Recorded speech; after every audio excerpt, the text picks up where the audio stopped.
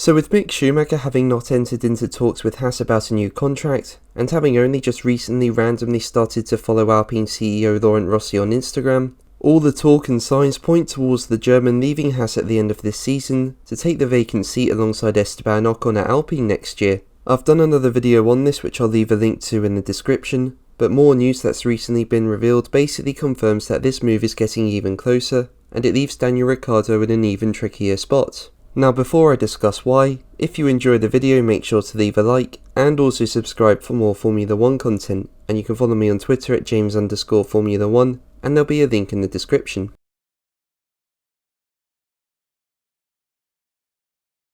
Well, Haas have confirmed that former F1 driver Antonio Giovinazzi will be taking part in 2 free practice sessions with the team in the second half of the season. The Ferrari reserve driver will participate in free practice 1 at the Italian Grand Prix, and again at the United States Grand Prix in COTA.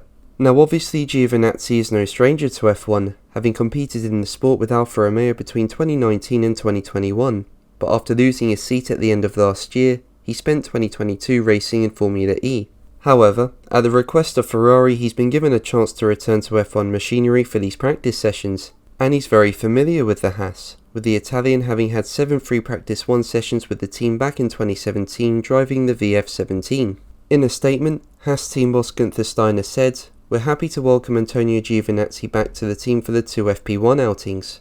Ferrari were keen to give Antonio some seat time in a current spec Formula 1 car on a race weekend, and we were naturally happy to assist." Now I'll leave a link in the description where you can see the full statement from Steiner and what Giovinazzi himself said. But this move looks like it pretty much confirms that Giovinazzi is replacing Schumacher at Haas, so let's take a look at why that is.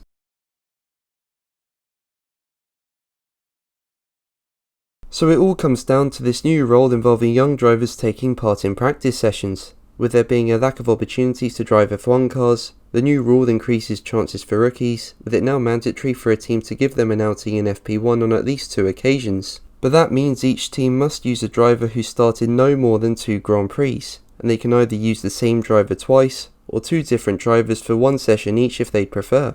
Now Giovinazzi doesn't fulfill this requirement, because he's taken part in 3 full F1 seasons, so that means another driver will have to do the other sessions for Haas to meet the requirements, which will most likely be reserve driver Fittipaldi. So why is Giovinazzi taking up 2 practice sessions if he doesn't meet the requirements? Well, as clearly stated by Steiner, it was at the request of Ferrari, who do get a say in who fills one of the Haas seats given close ties between the 2 teams. And as I've said in previous videos, according to reports, Ferrari team boss Mattia Binotto isn't convinced by Schumacher's performances, and with the German having not held contract talks with Haas, and having now just started to follow Alpine CEO on social media, it all does potentially point towards Giovinazzi getting extra practice time to better prepare for what could be Schumacher's seat, with him off to Alpine next year. Now this does leave Ricciardo in a tricky spot, because it looks like the Alpine and Haas doors have now closed on him, and with him set to leave McLaren to make way for Oscar Piastri, it looks like his only 2 real chances of driving in F1 next year is with either Williams or AlphaTauri,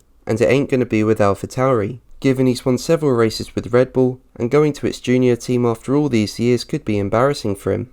So Williams could be Ricciardo's last resort at driving in F1 next year, and even that could be tricky to get sealed. I mean, Nicholas Latifi is the only driver he could replace, but he brings in big money for the team, and even if Williams don't want the Canadian, they can promote its young driver Logan Sargent to the race seat instead. So overall, I think Ricciardo's in a bit of trouble here. But what do you think? Let me know in the comments below. But that's going to be the video from me today. Thank you ever so much for watching. Make sure to like and subscribe for more videos, and until the next one, take care, bye.